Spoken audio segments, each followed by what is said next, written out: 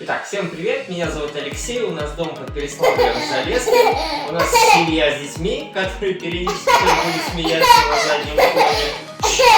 Итак, у нас в Мюнхене угловой, компания Кокамин, покупали мы в камин доме, значит, выбирал, искал все я.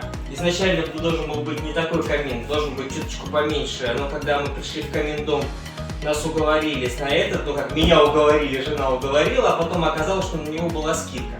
Ключевой момент, почему выбрали камин дом, потому что, у нас очень хорошо получилось сэкономить на доставке, установке, установщики очень хорошие цены предложили по установке, потому какую сэндвич-трубу сделать, как пройти, дешевле верхний путь. Обратите внимание, мы чуть-чуть от стены отодвинули камин из-за окон, изначально это не планировалось. Вот, это тоже, в принципе, сыграло роль. Ну и самое главное, цена была конкурентная, мы когда покупали, на нее еще была скидка 10 тысяч.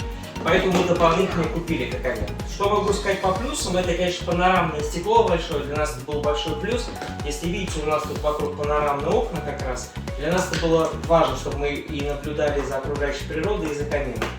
Второе, что очень важно, что вот этот кожух, да, который изначально сделал под камин, очень хорошо для нас вписался.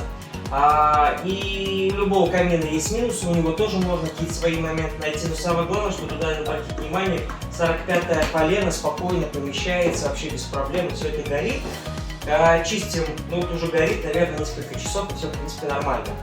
Что мог посоветовать? Выбирайте камин живой, потому что мы когда в камин-дом магазин пришли, мы выбрали именно этот, хотя другой планировали.